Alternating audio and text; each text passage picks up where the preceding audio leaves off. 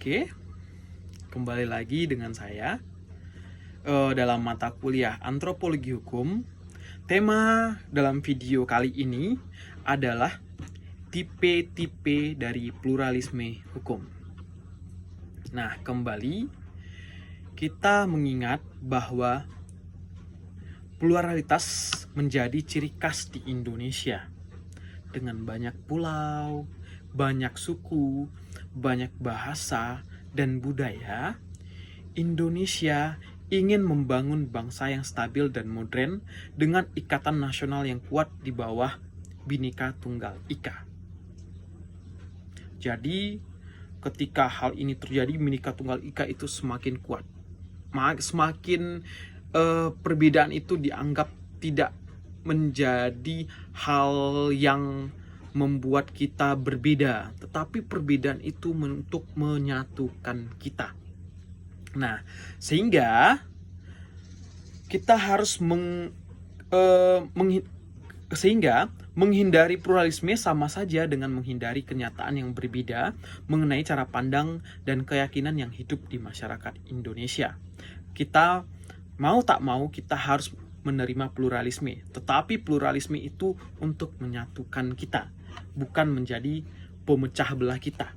Karena ketika pluralisme menjadi pemecah belah kita, sangat celakalah nanti bagaimana seharusnya bangsa Indonesia ini ke depan. Karena kita harus menjadi bangsa yang bangga dengan banyaknya budaya yang ada, dengan pluralisme yang ada, tetapi untuk menyatukan kita. Nah, begitu.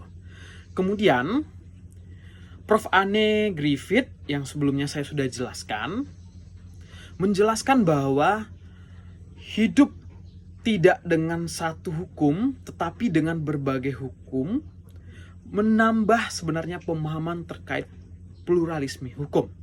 Perlu diberikan kepada pengambil kebijakan, ahli hukum atau antropolog atau sosiolog dan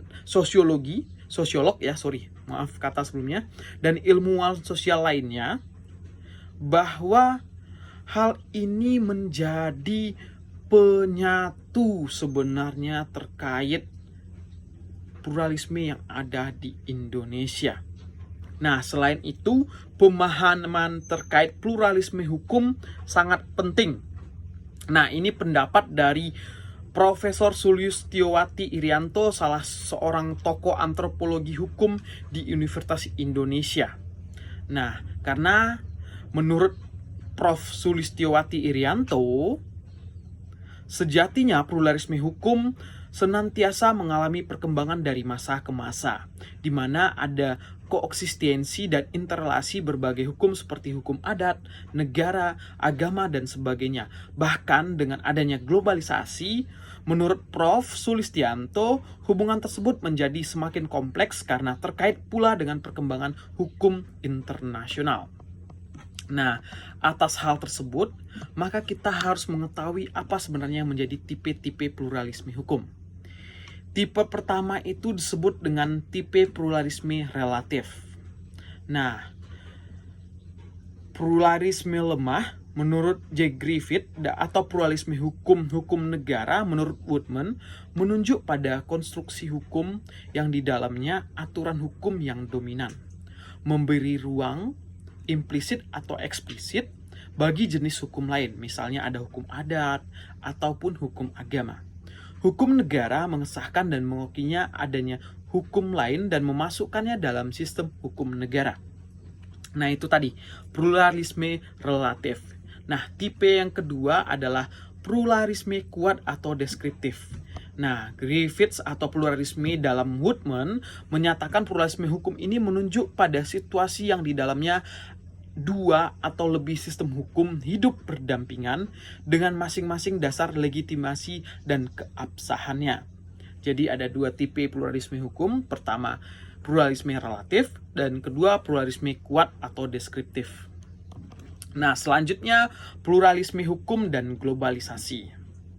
Nah, ini juga bersentuhan dengan desentralisasi pemerintahan, sehingga mewujudkan bagaimana pluralisme hukum dan juga globalisasi ataupun mendukung revolusi industri 4.0 pada hari ini. Kemudian negara-negara transisi pasca bubarnya Uni Soviet, dan yang terakhir adanya konvensi-konvensi internasional terkait pertanian, kemudian terkait perdagangan, kemudian terkait standar mutu, kemudian terkait alternatif dispute resolution, serta hal-hal yang lain mendukung pluralisme hukum dan globalisasi. Nah, itu dia tipe-tipe pluralisme hukum. Mungkin kalau ada rekan-rekan mahasiswa yang ingin menambahkan terkait tipe-tipe pluralisme hukum di dalam perkembangannya, silahkan di kolom chat. Dengan senang hati saya menerimanya, sehingga itu menambah khazanah perkembangan ilmu antropologi hukum baik saya sendiri ataupun rekan-rekan mahasiswa, Bapak Ibu, sehingga nanti akan menambah spirit kita untuk belajar antropologi hukum semakin dalam dan semakin kuat.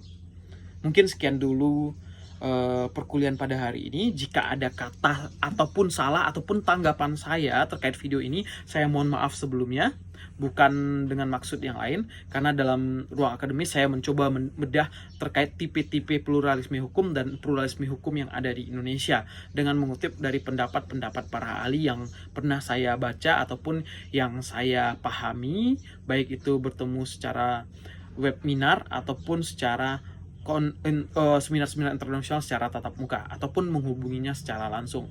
Mungkin sekian video saya, semoga dapat membantu rekan-rekan mahasiswa untuk memahami tipe-tipe pluralisme hukum dan pluralisme hukum di Indonesia. Sekian dan sampai jumpa pada video berikutnya.